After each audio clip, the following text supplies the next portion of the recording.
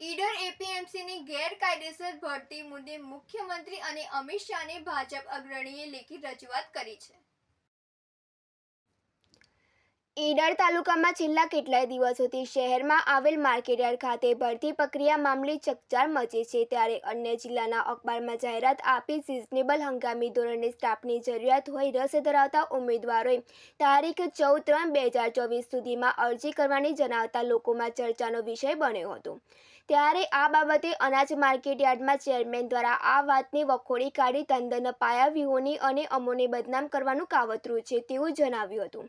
ત્યારબાદ આ બાબતે તાલુકાના એક જાગૃત નાગરિક દ્વારા મુખ્યમંત્રી ઓનલાઈન સ્વાગત કાર્યક્રમમાં લેખિતમાં અરજી કરી જણાવ્યું હતું કે માર્કેટયાર્ડ ખાતે ચેરમેન તેમજ ડિરેક્ટરો દ્વારા ક્લાર્ક અને હરાજી ક્લાર્કની ભરતી કરવાની જાહેરાત કરવામાં આવી છે, જેમાં ચેરમેન તેમજ ડિરેક્ટરોના અને મેનેજરના સગા વહાલાઓના નામ નક્કી કરી લીધેલ હોવાનું જાણવામાં આવેલ છે।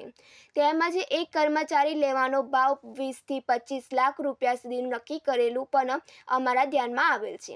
તેમજ અમુક વ્યક્તિઓ પાસે દૈનિક વેતન પર નોકરી પણ ચાલુ કરી હોવાનું જાણવા મળેલ છે। આ સમિતિના ડિરેક્ટરોને દરેક સમાજના આગેવાનોએ વિશ્વાસથી પારદર્શક વહીવટી કરવા માટે હોદ્દેદારોને બેસાડેલા છે। અરજીકર્તાના આક્ષેપ મુજબ આ ભરતીમાં હોદ્દેદારો તેમના ભાણિયા, ભત્રીજા, જમાઈ કે પુત્રોને પાછલા બારણે ગોઠવણી કરી છે અને આ ભરતીમાં મોટા પ્રમાણમાં ભ્રષ્ટાચાર થઈ રહ્યો હોવાનું જાણવા મળેલ છે। અમુક ખેડૂત હોય, અમારા છોકરા ગ્રેજ્યુએટ હોય, તેમ છતાં નોકરી મળતી નથી અને ચેરમેન અને ડિરેક્ટરોના સંબંધો અને પૈસાના જોરે લાગવક લગાવી ભ્રષ્ટાચાર કરી આવી ભરતીઓ કરી દે છે। આ ખેતીવાડી ઉત્પન્ન બજાર સમિતિની ઈડરની ચેરમેન તથા ડિરેક્ટરોની વહીવટી સમય મર્યાદા 1.5 થી 2 વર્ષ બાકી છે। તેથી આ ડિરેક્ટરો તેમના પુત્રો, ભત્રીજા અને જમાઈ તથા સગા સંબંધીઓને પૈસા લઈ ગોઠવવાનું નક્કી કરવામાં આવેલ છે। ઈડર માર્કેટયાર્ડની અંદર ખોટી ભરતી થવાના અહેવાલો 12 પેપરોમાં લેખિતમાં અમારે મળ્યા, એનો અભ્યાસ કરીને આજે અમે રૂટીન મિટિંગ તાલુકાની 13મી તારીખે મિટિંગ હતી। મિટિંગની અંદર 2-3 આગેવાનો મેં ફોન કર્યો એટલે મેં બોલાયા અને બોલાવીને મેં આખી ડિટેલથી વાત જણાવ્યા પછી મારે એમ થયું કે ખરેખર આટલું બધું જો ભારત સરકાર જો ખેડૂતોના પડખા ઊભી રહીને કંઈ પણ મદદ કરતી હોય અને મુક્ત બજાર ભાવ એટલે ખેડૂતના ખેતરના હીધે ઘરથી માલ વેપાર કરી શકે ખેડૂત, એ રીતે શેષ વગર અને આ માર્કેટમાં કોઈ શેષ જેવી કોઈ આવક આવવાની નથી અને આજે પરિસ્થિતિ માર્કેટયાર્ડનો જીવતી માર્કેટયાર્ડનો જીવતી રહે અને જો ખેડૂતને સપોર્ટ કરે તો બરાબર છે, પણ આમ ખોટી ભરતીઓ કરે અને માર્કેટની અંદર જો આ રીતે ચાલતું હોય પૈસા લઈને જો ભરતી કરે એ યોગ્ય લાગતું નથી। એપીએમસીની ભરતી બાબતે જે ખોટી અને વાહિયાત વાતો બજારમાં ચાલી રહી છે એ બાબતે અમે બોર્ડે ભેગા થઈને એક નિર્ણય કર્યો છે કે આપણે ભરતી કરવાની નથી। હાલ ભરતી પ્રક્રિયા બાબતે કોઈપણ જાતની આગળની કાર્યવાહી કરવાની રહેતી નથી, એ રીતે બોર્ડે ભેગા થઈને નક્કી કર્યું છે। બોર્ડ ફરીથી જ્યારે બી કરવાનું થશે તો બોર્ડ ભેગા થઈને નક્કી કરશે કે આપણે કરવાની છે તો કરીશું। અને આવનારા 2 વર્ષ સુધીમાં માર્કેટયાર્ડમાં કોઈ કર્મચારી નિવૃત્ત થતા નથી। તેમજ ઈડર ખેતીવાડી ઉત્પન્ન બજાર સમિતિમાં મર્યાદિત આવક હોવાથી આ સંસ્થાઓમાં હાલમાં કોઈ ભરતી કરવાની જરૂરિયાત જણાતી નથી। આ ભરતીમાં કંઈક ખોટું ન થાય તે સારું અને ખેડૂતોને કે ખેડૂતોના દીકરાઓને અન્યાય ન થાય તેના જાણ સારું આ અરજી કરેલ છે। આ અરજીમાં અમે આ સંસ્થાની કર્મચારી ભરતી બંધ રાખવા રજૂઆત કરેલ છે। જો આ ભરતી પ્રક્રિયા બંધ રાખવા નહીં આવે તો આવનારા સમયમાં ખેડૂતો દ્વારા ઉગ્ર આંદોલન કરવામાં આવશે તેમ લેખિતમાં અરજી કરી રજૂઆત કરવામાં આવતા ઈડર પોલીસ દ્વારા આ મામલે ચેરમેનના જવાબો લેવાયા હતા।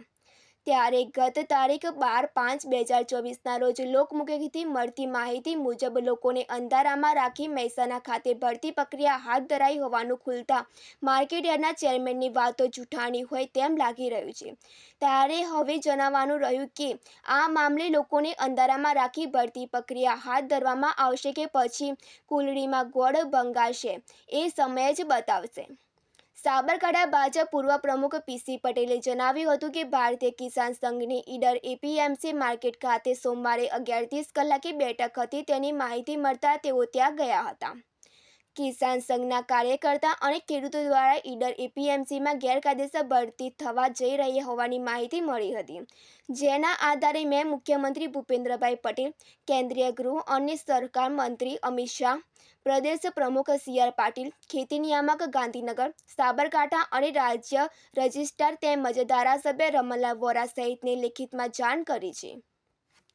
રાજેશ ચાવડા સાથે તનિષા પરમાર, સિટી ન્યૂઝ, ઈડર.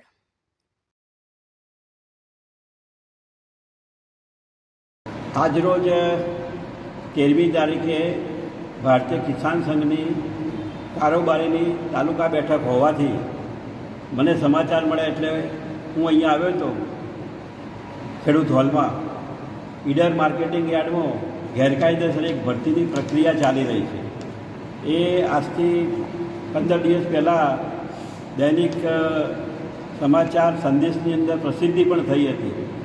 પણ ગઈકાલે એવા સમાચાર મળ્યા કે આ લોકોએ જે એજન્સીને કામ આપ્યું છે મહેસાણાની, ત્યાં આ લોકોના ઇન્ટરવ્યૂ માટે બોલાયા હતા. એટલે આજરોજ મેં માનનીય મુખ્યમંત્રીશ્રીને પત્ર લખ્યો છે.